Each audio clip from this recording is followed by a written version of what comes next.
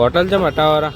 Hotel અમને 2 મહિના 3 મહિના અગાઉ જે સરકારની અંદર અને દીવદર PWના ઓફિસર દ્વારા અમને 24 મીટરની અમને નોટિસો આપી હતી, પણ કોઈ અમને ભારતીય જનતા પાર્ટીના કે સરકારની કોઈ દબાણના કારણે અમારા માટે અન્યાય થયો.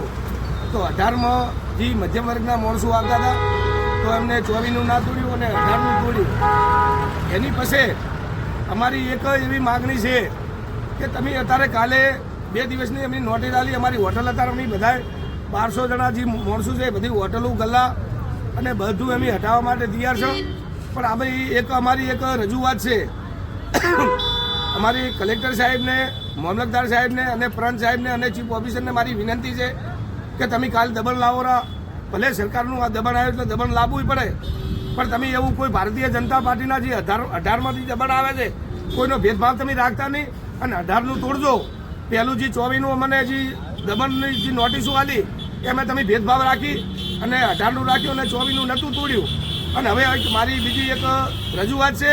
પહેલી તો સરકાર જોડે એવી વિનંતી છે, મામલતદાર જોડે સાહેબ જોડે મારી વિનંતી છે, કલેક્ટર સાહેબ જોડે મારી વિનંતી છે, પ્રાંત સાહેબ જોડે મારી વિનંતી છે અને ભાભરના નગરપાલિકાના ચીફ ઓફિસર જોડે મારી વિનંતી છે કે તમે 1200 જણા બેરોજગારી થાય છે અત્યારે, તો તમને અમને એક એવી સગવડ આપો કે તમે ગટર બનાવી છે તો અમને તમે એક ગલ્લો કે હોટલ કે અમને એક લારીની જગ્યા આપો.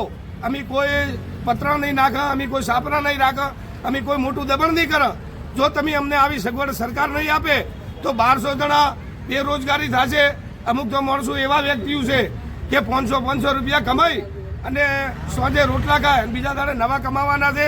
તો અત્યારે અમને તમે સરકારને વિનંતી છે કે અમને તમે એક લારી મૂકવાની અમને સગવડ આપો, એવી મારી રજૂઆત છે.